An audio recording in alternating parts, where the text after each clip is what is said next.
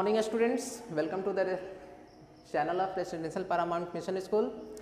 तो आज 10th class का इलेक्ट्रिसिटी का जो टॉपिक है आपका रेसिस्टेंस और उसका SI unit, ohm meter, resistance of conductor और रेसिस्टिविटी के बारे में डिस्कस करेंगे। तो सबसे पहले रेसिस्टेंस के बारे में डिस्कस कर लेते हैं कि resistance is the property of conductor to resist the flow of charge. Resistance क्या होता है? किसी भी मेटालिक कंडक्टर का एक ऐसा प्रॉपर्टी होता है जिसका वर्क होता है इलेक्ट्रिकल चार्ज के फ्लो को रेसिस्ट करना, रोकना। ठीक है, तो इसका मतलब यह हुआ कि अगर कोई मेटालिक आपका कंडक्टर है तो ये कंडक्टर किस चीज़ से बना होता है? एटम से मिलकर बना होता है। अब इसमें जो इलेक्ट्रॉन फ्लो करता है वो किसी न किसी से कोलाइड करता है, हर एटम से कोलाइड करता है। जैसे ये इलेक्ट्रॉन है, यहाँ से चला, इस पर कोलाइड किया, पीछे आया, इस पर कोलाइड किया, ऐसे गया, इस पर कोलाइड किया, पीछे फिर ऐसे कोलाइड किया। इस प्रकार से ये टकराते रहता है। तो इस टकराने जो कोलाइड करता है, एक दूसरे से टकराता है, दिस इज कॉल्ड रेसिस्टेंस। इसी को रेसिस्टेंस कहा जाता है, क्योंकि रेसिस्टेंस का मतलब ही होता है रोकना, है ना, उसको आगे बढ़ने से रोकना।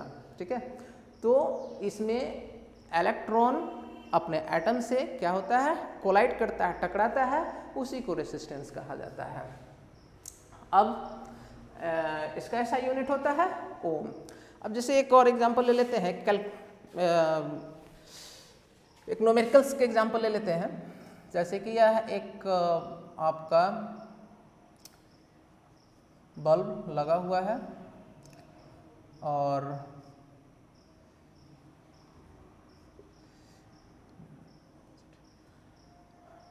यहाँ पोटेंशियल डिफरेंसेस मान लीजिए 100 वोल्ट का है, करंट आई फ्लो कर रहा है, कन्वेंशनल करंट है, और यहाँ पर आपका रेसिस्टेंस जो है इसमें मान लीजिए 20 ओम का है।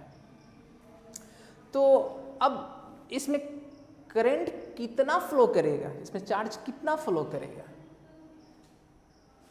तो रेसिस्टेंस अगर मेजरमेंट दिया, रेसिस्टेंस देखिए, रेसिस्टेंस का जो वैल्यू होता है वो जो दिया हुआ है वो फिक्स्ड रहता है। वोल्टेज का भी वैल्यू जो दिया रहता है वो फिक्स्ड रहता है। अब करंट जो क्या करेगा भाई? करंट इन दोनों को देख करके अपना कंक्लूजन निकालेगा। जैसे हम और आप जानते हैं current equal to voltage by resistance. तो current equal to voltage by resistance होता है, वोल्टेज आपका 100 हो गया, रेजिस्टेंस आपका 20 ओम हो गया, कटने के बाद कितना आ जाएगा? 5 एम्पियर आ गया। यानी कि 100 वोल्ट का एनर्जी जब फ्लो करता है और उस पर 20 ओम का रेजिस्टेंस लगा हुआ रहता है, तो उसमें करंट कितना आएगा? तो ओनली 5 एम्पियर आएगा। इट मीन्स डैट, इससे पता चला कि आपका करंट जो है वो पहले वोल्ट को देखेगा, उसके बाद रेसिस्टेंस को देखेगा, तब जाकर के वो अपना कंक्लूजन निकालेगा। ठीक है, तो यही आपका हुआ कि resistance is the property of conductor to resist the flow of charge. Electrical charge को फ्लो होने से रेसिस्ट करता है एक कंडक्टर के अंदर में, या उसकी प्रॉपर्टी होती है और उसका रेसिस्टेंस कहलाता है। अब इसका ऐसा यूनिट ओम होता है। ओम मीटर क्या होता है? जिस प्रकार से वोल्ट मीटर होता है वोल्टेज को मेजरमेंट करने के लिए, करंट को मेजरमेंट करने के लिए मीटर का यूज होता है, उसी प्रकार से इलेक्ट्रिकल रेसिस्टेंस को मेजरमेंट करने के लिए ओम मीटर का यूज किया जाता है। Resistance of conductor, resistance of conductor के बारे में पढ़ेंगे कि factor affecting of resistance of conductor. तो जैसे कि हम और आप जानते हैं कि जितना लंबा रोड होगा उतना ही ज़्यादा ट्रैफिक होती है, जितना ज़्यादा लंबा रोड उतना ही ज़्यादा ट्रैफिक।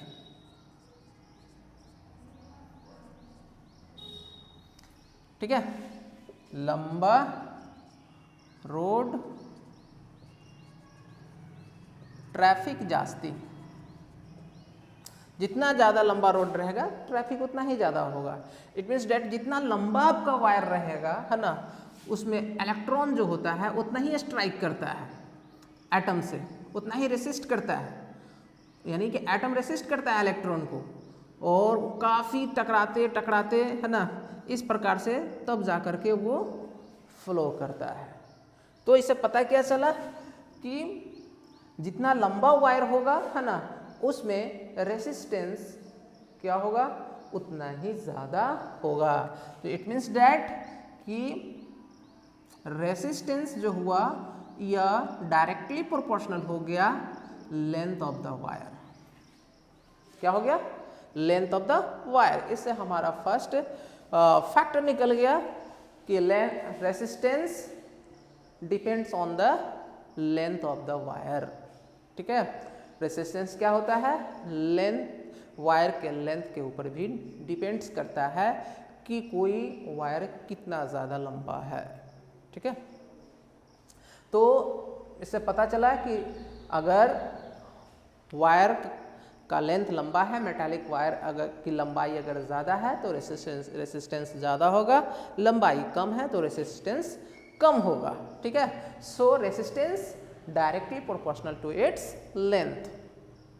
इक्वेशन नंबर इसको फर्स्ट कर देंगे। नाउ अब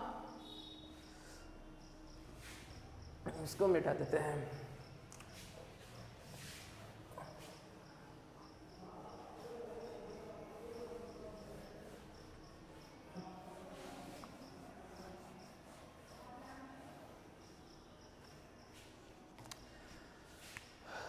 अब एक चौड़ा रोड लेते हैं।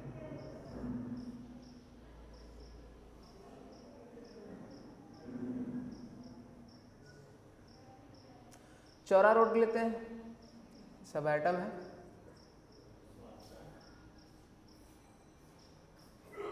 अब ये चौड़ा रोड हो गया और एक नैरो रोड हो गया।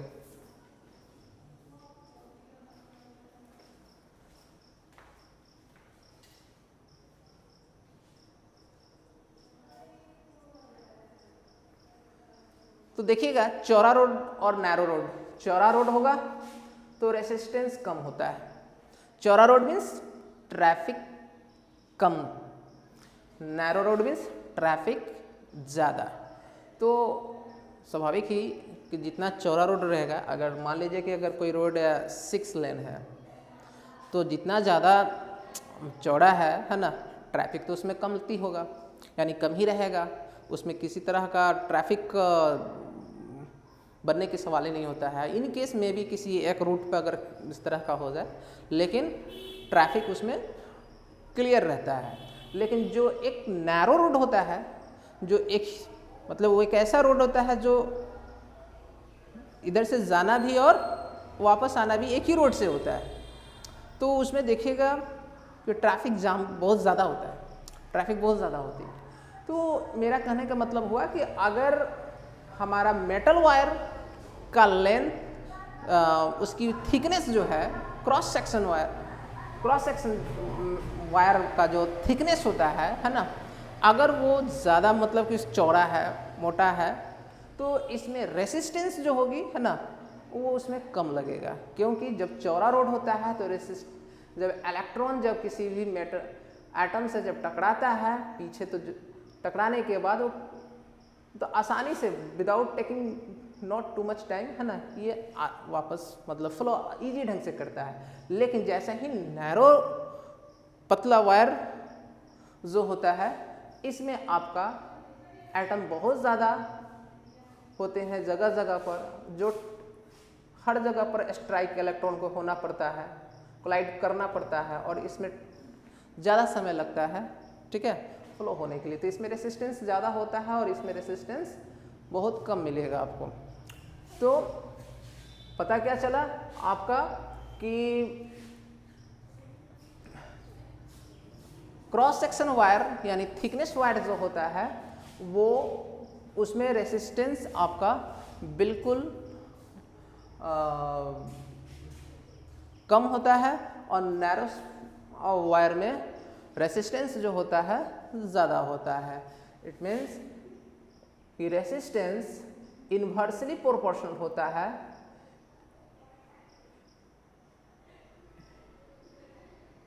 Area of the cross section wire. ठीक है, area of the cross section wire का इन्वर्सली प्रोपोर्शनल होता है। बिल्कुल, चौड़ा रोड है तो ट्रैफिक कम है, नैरो रोड है ट्रैफिक ज़्यादा है, सीधी सी बात है। अगर ये इस क्रॉस सेक्शन वायर है, इसकी थिकनेस ज़्यादा है, रेसिस्टेंस कम मिलेगा, उसका एरिया ज़्यादा है तो रेसिस्टेंस कम मिलेगा, एरिया कम है तो रेसिस्टेंस ज़्यादा मिलेगा।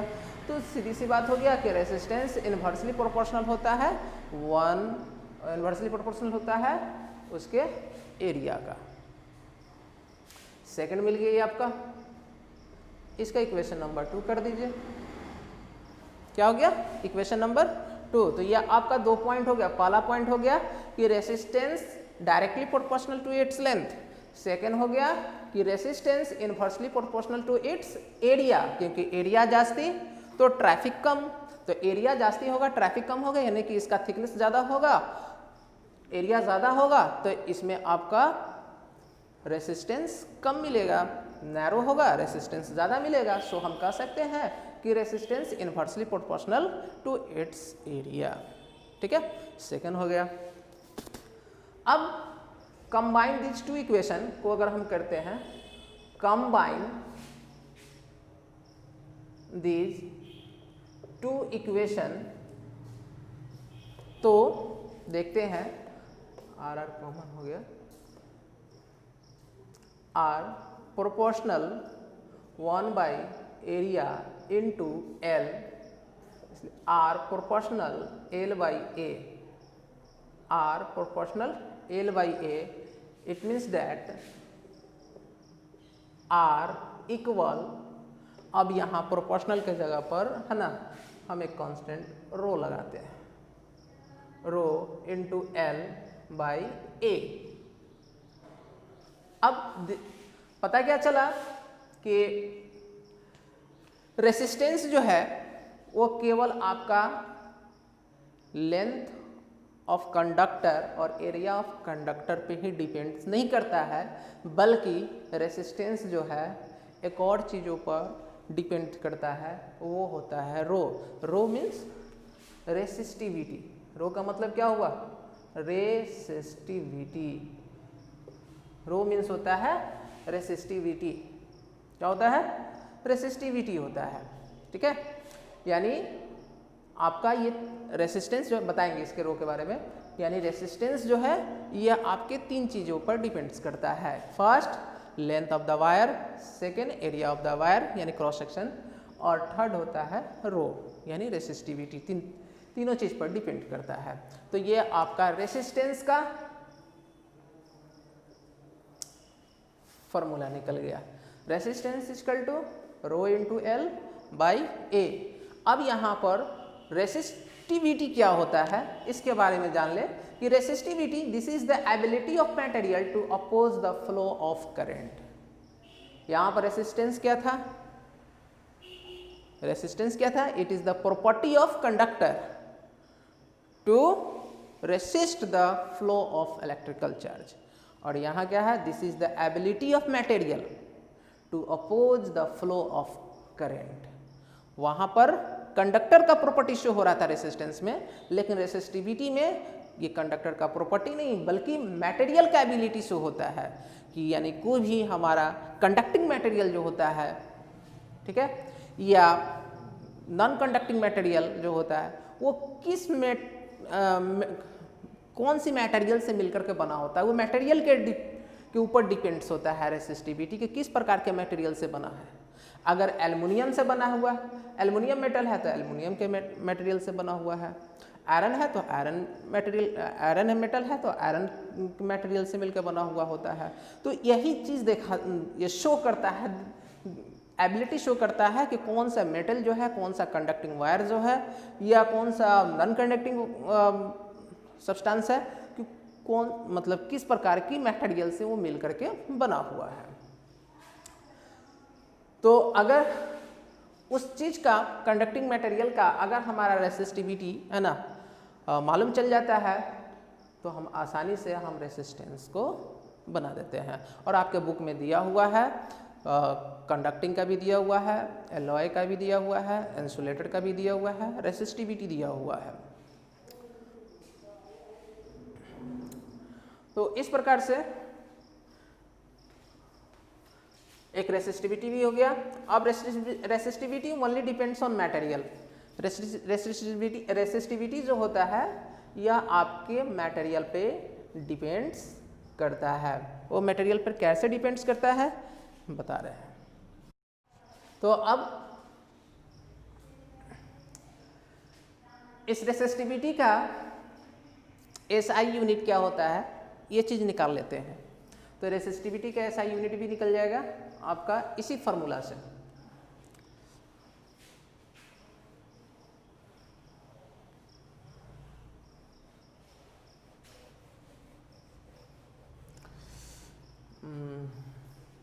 देखिए इसी फॉर्मूला से हम रेसिस्टिविटी का एसआई यूनिट निकाल लेते हैं।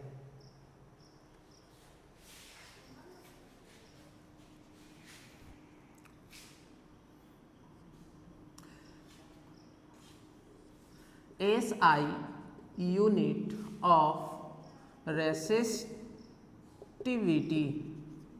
देखिए कैसे निकालते हैं। रेसिस्टेंस इक्वल टू रेसिस्टिविटी यानी रो, इसको रो बोला जाता है, rho into L by area. Mathematical calculation यहाँ पर करते हैं क्रॉस मल्टीपल, ये इसके साथ और ये इसके साथ। तो यहाँ पर rho into L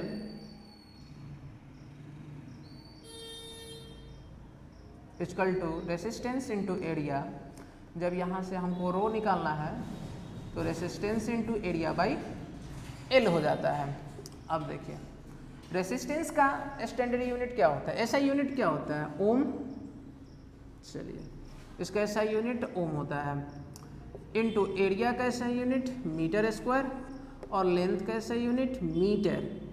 metre to एक स्क्वायर कट गया, बचा क्या, ओम मीटर। इट मीन्स डैट कि रेसिस्टिविटी रो का जो ऐसा यूनिट होता है वो ओम मीटर होता है। अब resistivity only depends on material. किस पे डिपेंड करता है, या मटेरियल पर डिपेंड्स करता है। जैसे देखते हैं आगे, मिटा देते हैं इसे।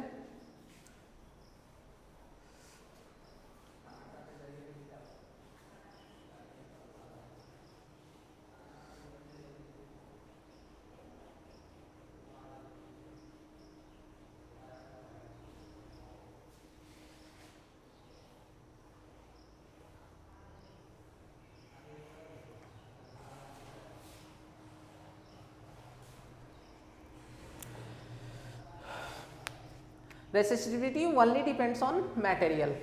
तो resistivity only depends on material का कुछ एग्जांपल ले लेते हैं। जैसे एक आपका मटेरियल हो गया जिसका एरिया और ये हो गया लेंथ, और दूसरा मटेरियल आपका ले लीजिए, इसका भी हो गया एरिया और ये हो गया लेंथ। ठीक है, तो अगर दोनों का एरिया बिल्कुल इक्वल हो, दोनों का लेंथ बिल्कुल इक्वल हो, अब यह मेटालिक जो कंडक्टर है ये कौन सी मटेरियल से मिलकर बना है, मान लीजिए ये कॉपर है तो ये कॉपर मटेरियल से मिलकर बना होगा। जब ये कॉपर मटेरियल से मिलकर के बना हुआ है तो हम कह सकते हैं कि इसका रेसिस्टिविटी सेम होगा। ठीक है, क्योंकि रेसिस्टिविटी बताता है कि this is the ability of material. Resistivity क्या बताता है, या मटेरियल के एबिलिटी को बताता है to oppose the flow of current. Current को फ्लो करने को मतलब कि अपोज करता है, या मतलब खास रेसिस्टिविटी जो होता है आपका किस मटेरियल से मिलकर बना होता है उसकी एबिलिटी को बताता है ये।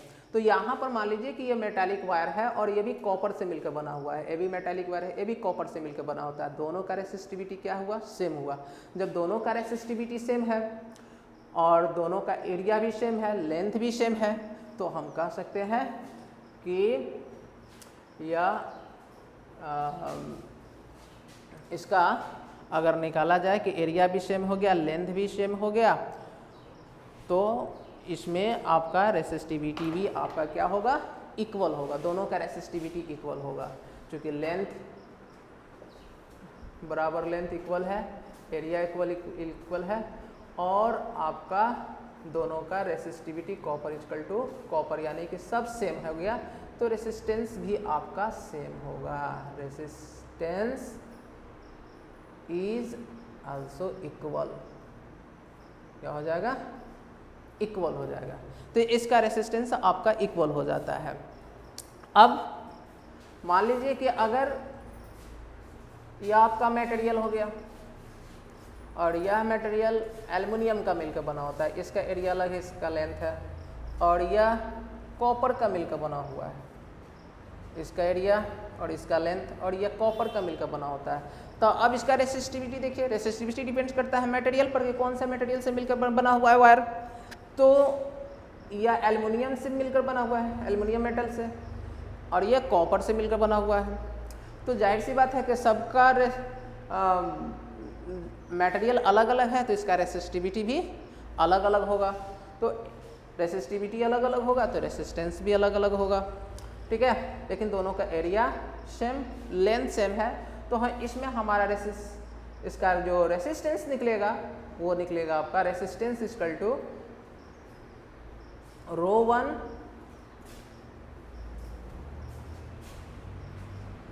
रेसिस्टेंस जो इसका निकलेगा वो निकलेगा resistance equal to rho into length